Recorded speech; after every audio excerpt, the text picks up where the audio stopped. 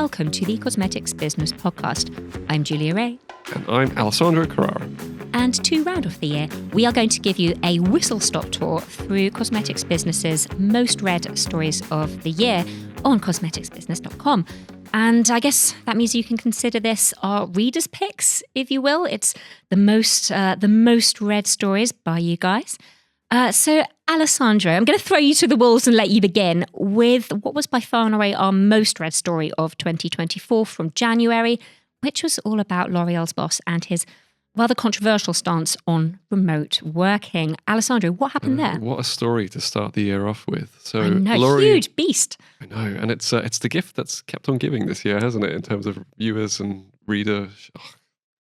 Okay, can we just ignore that bit? we can ignore that. No, we can continue. I mean, it's been a long year, guys, and this is how we all feel slightly. But it was an absolute doozy to start everything off, wasn't it? It really was. And so L'Oreal CEO Nicholas Hieronimus, at the World Economic Forum, he expressed his discontent towards work-from-home policies, which rub people really the wrong way. And I think this is probably why it got such a wild amount of hits. Thank you everyone that read this story and came to us to read this story.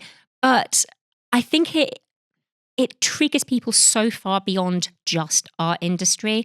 Obviously, L'Oreal is the world's biggest beauty company. It is the ambassador really for our industry across the globe, and it's up there with the Nikes, the Coca-Colas. It's humongous. So when the boss of L'Oreal says something which annoys people, my God, they're going to turn up in droves. And we had a lot of comments underneath when we posted this, obviously on LinkedIn, which we do with all our top stories. We had absolutely tons of comments about this, didn't we? I know. And there's so many angles to this story specifically, because first of all, it's this idea that creativity can only happen in the office. And literally the first thought when you think about that is the traffic getting in, the train getting home, just the stress of it all. And every day, no wonder we are absolutely shattered at the end of the year, and everyone else is as well. This is the thing. If you work a standard working day, then you are going to be really, really, really tired by the end of it. And even doing 3 days a week rather than 5 days a week in an office is something of a respite. So to come in and say, oh, we want everybody back every single working day of the year, you can see why it wasn't popular. No, and if someone works their best at home, why would you block that? And I think in addition to that, if someone struggles to get in, or if there's plenty of other reason, you have kids or something like that, there's just no consideration for everybody in this situation. 100%. And you're also, as a business, limiting the talent pool for yourself. And this is something we went into in quite a lot of depth in an earlier podcast. I can't remember exactly which number it is, but do go through our back catalogue and have a little look at what the entire team had to say about that at the beginning of the year. So our second big story was that Huda Beauty, which is obviously Huda Kattan's brand, it rebranded this year. And that caused a little bit of controversy. But first of all, us breaking this news, we had two stories actually that did incredibly well on this. The first was actually Huda's announcement of it. And the second was the big reveal, which, I personally really like this. And although maybe I've changed my mind on it, because I think when we did the earlier podcast, I was like, no, I don't like it. It looks like vitamin water. It looks like the Spice Girls. It's very 90s. Actually, everything 90s is coming up roses right now. So I think Huda was really onto a good thing. And I think while people were saying, oh, is it really their branding? It might just be because it was new.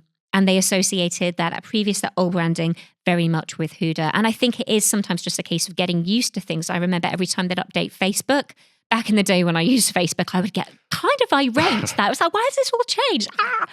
So I think people do just do that. It's quite a natural response. What did you think of it? Oh, yeah, absolutely.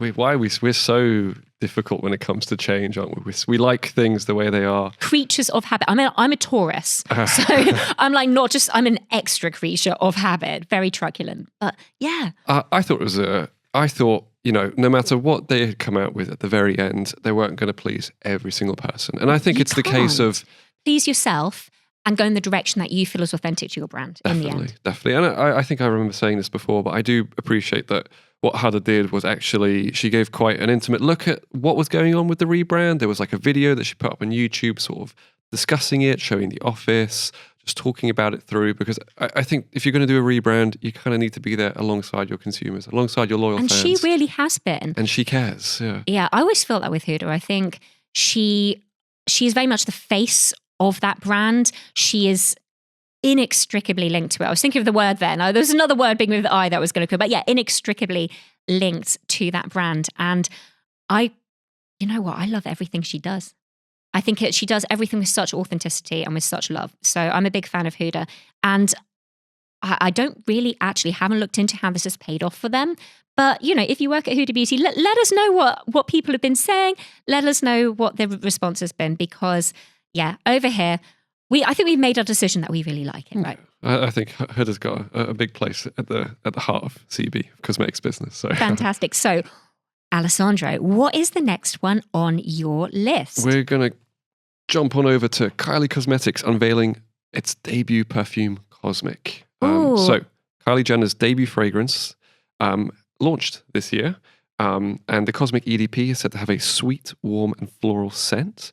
Have you got a chance to smell it at all? I have not had a chance, which is always a tricky thing, because we get the press releases we get about fragrances are often so descriptive, but unless you actually get hands-on with the perfume, you're right, it's really evocative. Yeah. But it's hard because a lot of it is to do with the ingredients, and they tell you what the ingredients are, but unless you're a perfumer, you don't go, oh yes, tonka bean, I know exactly what that's going to smell like. So you're absolutely right, it's quite hard.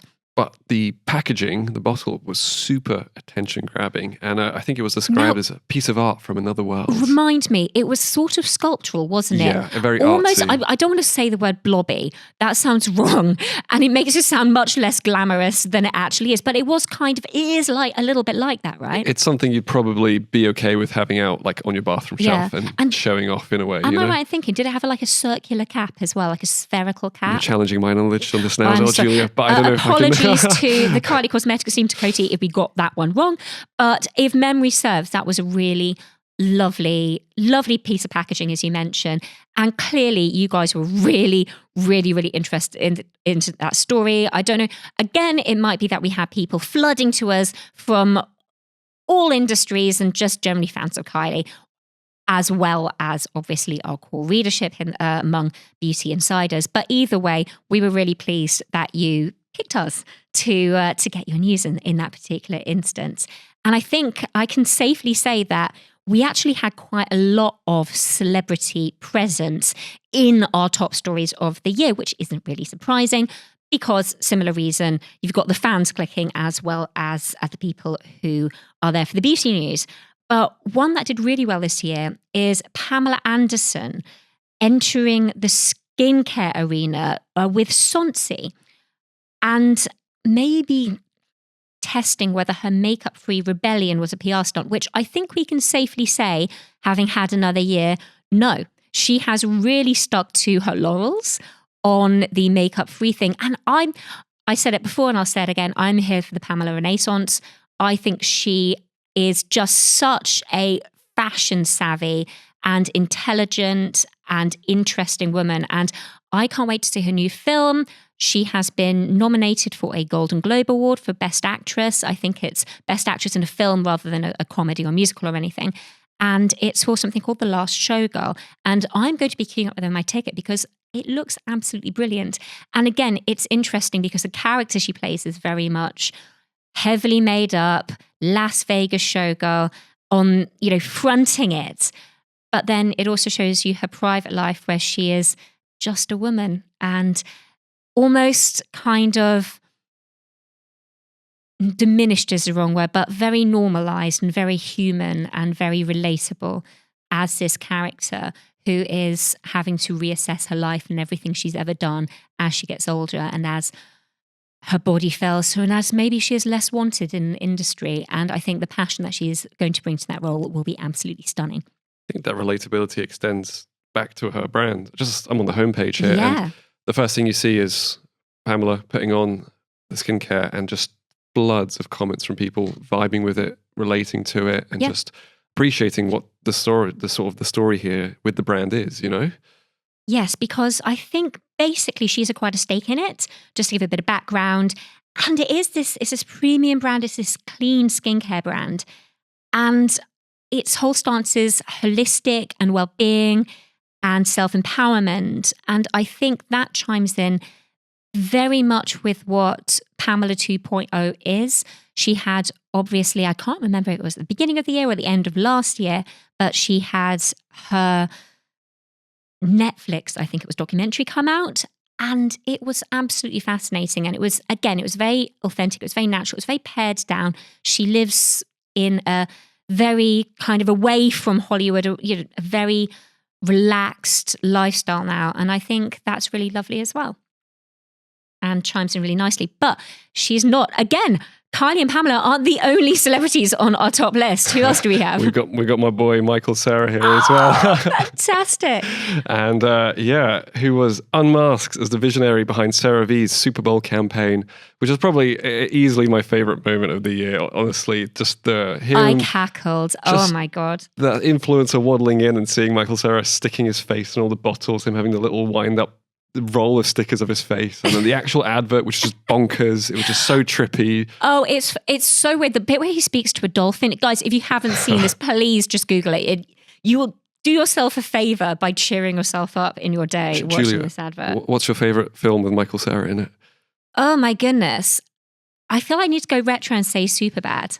It's good. Is that a bad thing to be like back to the first time I ever saw the guy in anything? But there have been other ones that I really enjoyed as well. It's just I can't think of any off the top of my head. But that one, yeah, he's fantastic, isn't he? Just so funny. Scott Pilgrim lives rent free in my heart and in my brain. Of course. How did I forget Scott Pilgrim? Absolutely brilliant. Yeah. But I love that kind of marketing. Honestly, not to, there's a place definitely for the very celeb focused, very glamorous brand ambassadors and that kind of marketing. But I'm all for stuff that's fun and doesn't take itself too seriously and just does what it wants, kind of, the CeraVe really showed that it works. What I really loved about that is, obviously, it's hilarious. And I think you have to not take yourself too seriously if you are a mass brand, which, of course, CeraVe is. It does exactly what it says on the tin, but it's not for people looking for luxury. It's for people looking for effectiveness.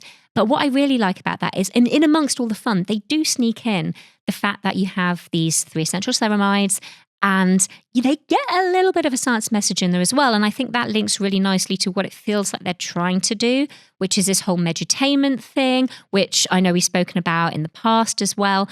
But you have this way of conveying information via really, really funny ambassadors like Michael Cera, like Jack Whitehall as well, who is, again, working with CeraVe. So I think they've just nailed it this year. They really have. Definitely. And I completely agree with you on that easing of the science message. Because honestly, if you walk into Boots or whatever, and you can tell which ones are the more sciencey skincare brands. They look more pharmacy-esque, So yeah.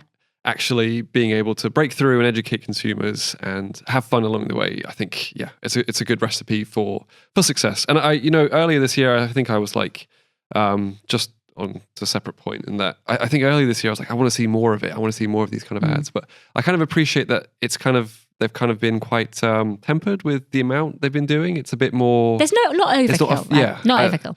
Definitely, which is good actually, because I think it would have the opposite effect. We'd be like, oh, okay, sick of these ads. I want the boring stuff back, Which is unusual, really, because generally when something appears to be a success, there's then a slew of copycats, and it does become a bit dull. But I think, maybe it's been well played in this instance. So for my final story of the year, I'm going to take us down to a rather depressing place, which was that cancer-causing benzene had been found in Clinique and Clearasil acne treatments.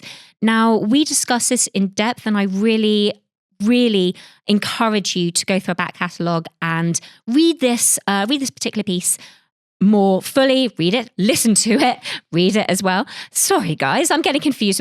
Multi-sensory appeal that we have here at Cosmetics Business. But yeah, give that a really good listen to, because it does dig into more depth and we get the experts in here to talk about it. But to give you a little bit of a rundown, basically, benzene is a known carcinogen. It is absolutely not intentionally put into any cosmetic products. But for these anti-acne products, it was basically an ingredient called benzoyl peroxide, which as part of its breakdown process, which is the reason it's in there. The breakdown process actually helps with the getting rid of the acne. However, if it breaks down further than intended, you can potentially get benzene as an end product. Now, what we had, that sounds very scary, but when we had the experts that came in and spoke about it, what we did kind of discover a little bit was that the temperatures used in this particular testing by a company called Valisure were incredibly high and also for an incredibly long time, which maybe didn't necessarily reflect the usage that you would have buying these products with benzoyl peroxide in them. So yeah, basically, I think the industry reaction was, yeah, this isn't great. We need to take a look at this, but it's not anything to be very, very scared of, at least not as scary as maybe the headline that we used made it out to be. It's not inaccurate, but I wouldn't necessarily be worried about that. So that was... I mean, that's me done. Is that you done, AC? That's me done here. There's top fantastic. stories. And we had many, many other fantastic stories on cosmetics business throughout the year. So do have a little look online and, yeah, see what we do. So thank you all for listening. Thanks, guys. And remember, you can stay up to date with the latest beauty news, trends, and analysis by subscribing to cosmeticsbusiness.com. And I hope you all have a happy holidays and a wonderful new year. Goodbye. Take care. Bye.